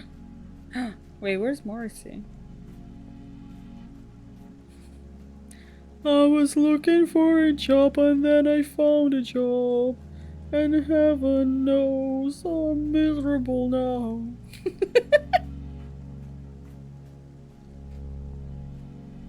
You hear? Oh, crystals. And he likes a root and secret device. Oh shit, I have none of that. Fine. It's not like I need anything else. I'm just gonna get you a stupid cake. Ah. Yes.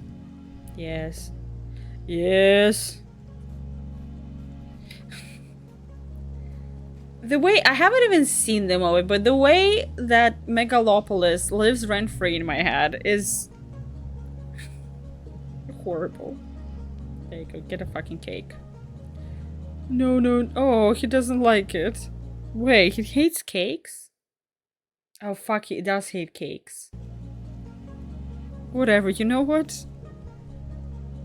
Fucking Morrissey, oh my god, this. No offense, but come on, my guy. Okay. Let's get more organized. You develop a bit of affinity for the bitter, brazen taste of blap tea. Oh, is it the one where the Mori does? Everyone around you drinks it and you always fetch in some. It's easy to start pouring yourself a cup every once in a while. Then every other day. Then every day. Then multiple times a day. You realize you have to cut back when you start seeing visions. Well, more visions than usual anyway. Time to put down the mildly hallucinogenic stimulants, Nicia. God damn it, no more hallucinations for me. And work was just starting to get fun. Huh? Nice.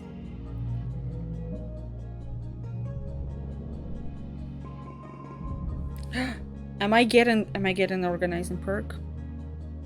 You're browsing the colony bulletin board on your holopalm over breakfast when you notice a new post from Nomi.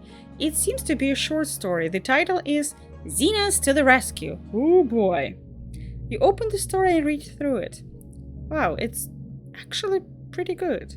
Nomi did a great job of grounding an unrealistic premise of talking manticores with of talking manticores with relatable characters and a strong emotional story. With your help on some of the finer details, Nomi's written something that truly elevates the art form. You get the notification through your holopalm that you received some kudos, along with message from Nomi. Thanks for the help, Sinisia. Here are your royalties. Aww. Nomi pays better than Netflix. Who would have known? Okay, it's nobody's birthday on Glow, right? Yeah. Hey. I just saw Mars wanted to talk, but now she's just gone?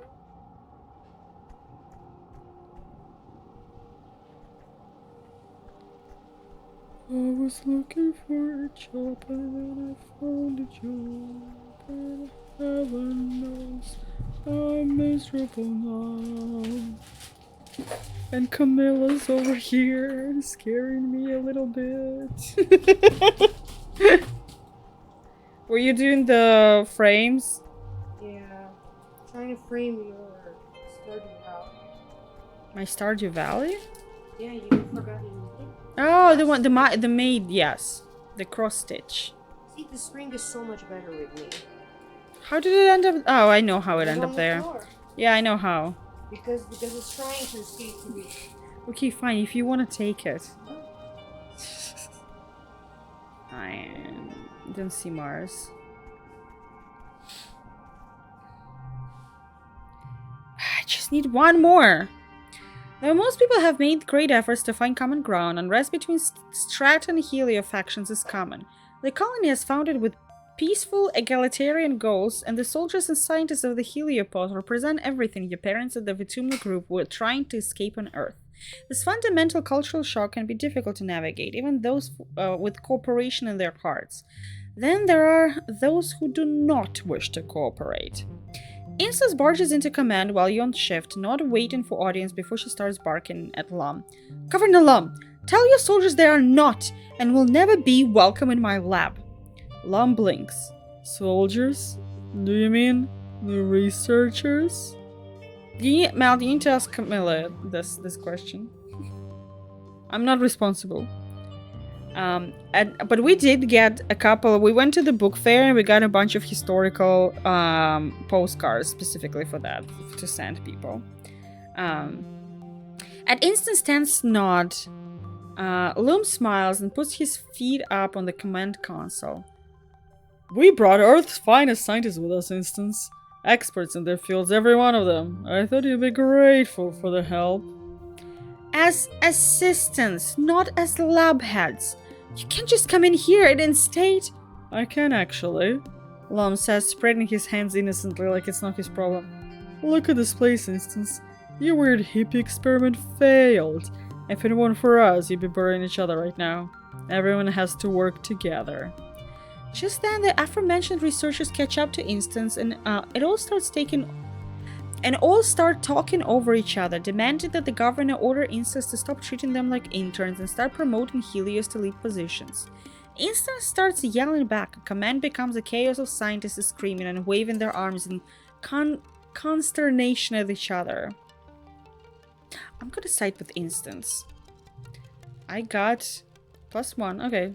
I don't know. +1 helped tangent. I don't know what it means, but okay. Instance is right to protect the colony from presumptuous eggheads that earth poisonous ideas in their heads. If the researchers want to help, they can do as they told. You add your voice to the din, though probably only Lum hears you. He frowns. Lum tells you to ignore them and get back to, oh no, my organizing, my hubris. And put on music so you can focus. It's impossible to focus with everyone quacking like this. You play some music through your hollow speak, and try to drown out the noise so you can get back to work. Hollow squeak.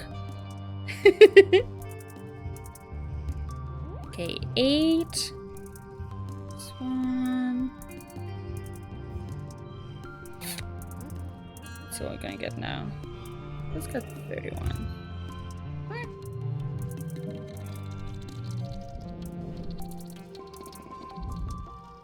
Kudos.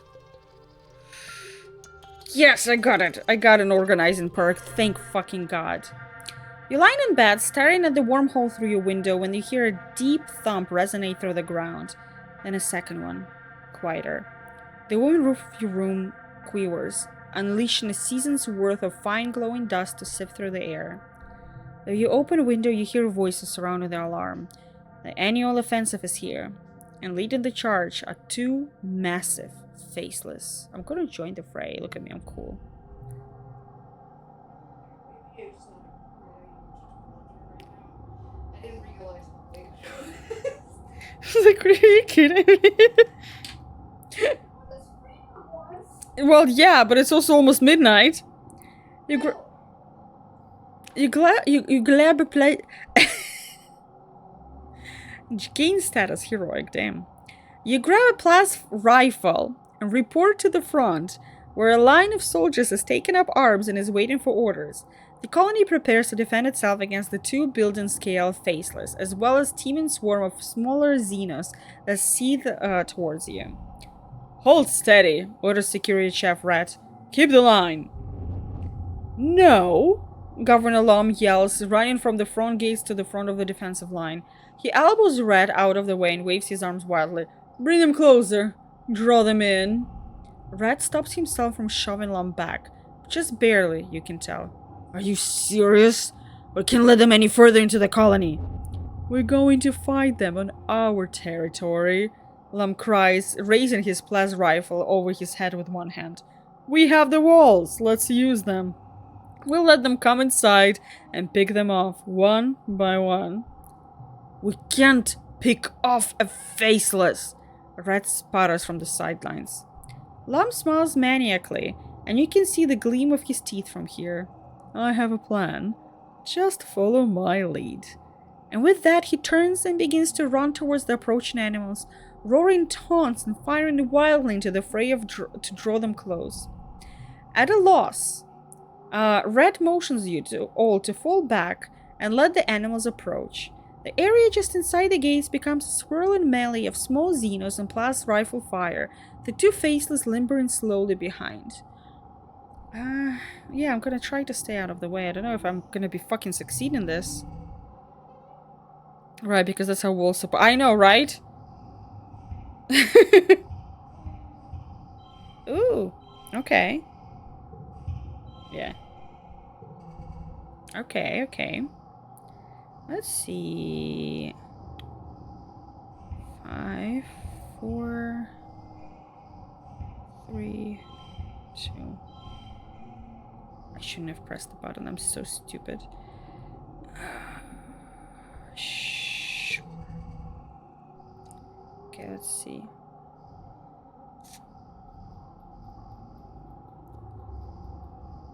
What do I have? I can redraw the card. The hand, I mean. Okay. Nobody asked me that I need to choose something. I thought you want to draw at least one.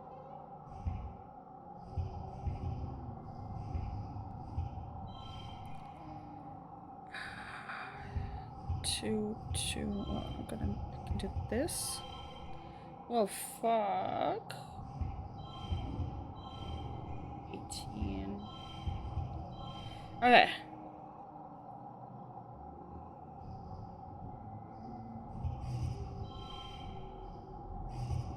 Okay, 29.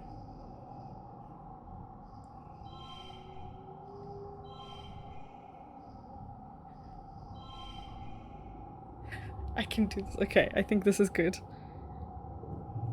Okay.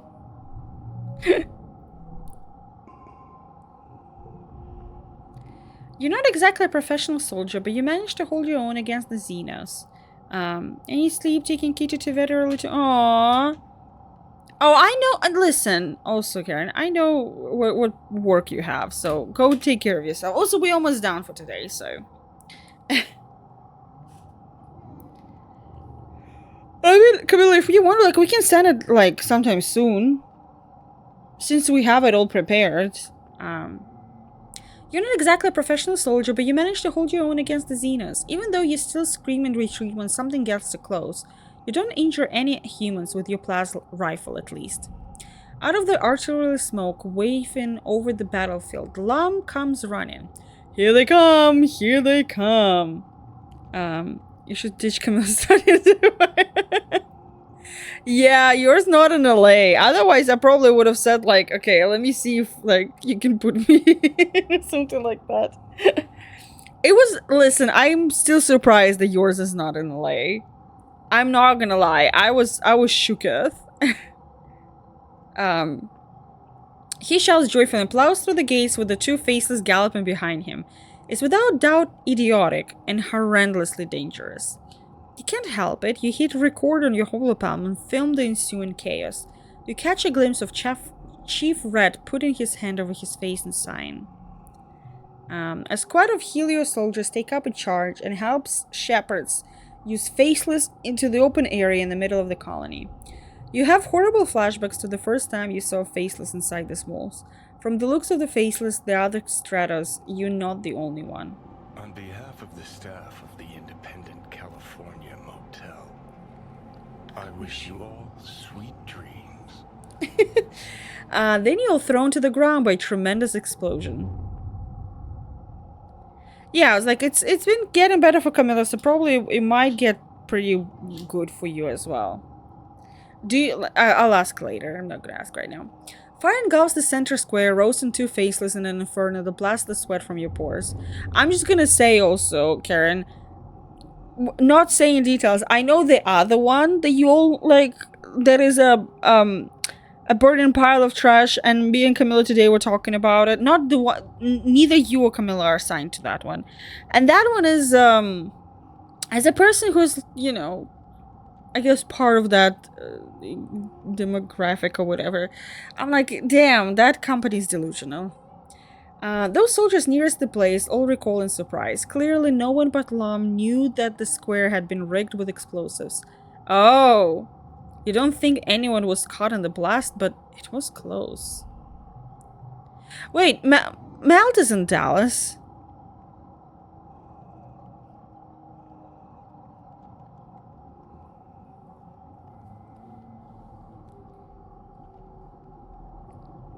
Do you guys want to recruit Melt?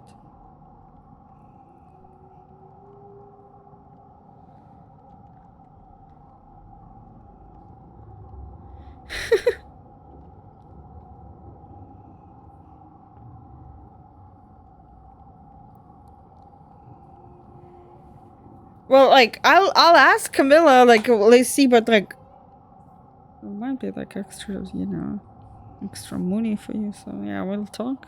You guys can talk. Lum stands before the blaze, laughing and firing at the two tortured Faceless as they roast to death. You raise your holopalm to capture the image, his silhouette dark against the column of flame and smoke. It was ridiculously dangerous and stupid, but it does look pretty cool in your recorded footage. People filter out their hiding places, shielding their faces from the heat coming off the bonfire in the middle of the square. On the horizon, the first watery rays of quiet sunrise is struggling to make a dent in a hot orange glare. The colony's fire suppression system is turned on the square, revealing the charred corpses of two Faceless. Damn. Utopia walks by with the reclamation team, hauling an industrial blast cutter on a hover lift. Did he use the mining explosives? Mighty bold of him. Those things will blow a hole in a mountain. Or a creature, I suppose. Wish we could have saved them for mining. There must have been lots of them. We sure can make more. Then she and her crew are out of earshot as they pick their way through the blast crater to carve up the Faceless for recycling. Fortunately, the colony was well defended. You and the other colonists have been fortifying the defenses, putting security above all else. Tonight, defense was still resounding, if messy success. But if Utopia is right, you don't have any more of those explosives now. You can't just nanoprint unstable molecules like this. What are you going to do during the next attack? Hello. Alright. We are turning 17. Look at us. Oh my... Okay. Oh, sorry. Okay. Extra code is great. But first of all... Extra card draw. Draw an extra card at the start of the challenge. Oh, organ. Okay, got it. Great. But first of all, look at Mars. Wawa weewa. Oh, they all like changed. Hello, ma'am. God damn it, I shouldn't have started the conversation. I just want to look how she looks. Whoa! Whoa, wee wah. Well, okay, you know what? We're gonna leave that for next time. We're gonna leave this stuff. I'm sorry, this was a wow wee wah moment. Aruga! This is more of a Aruga moment.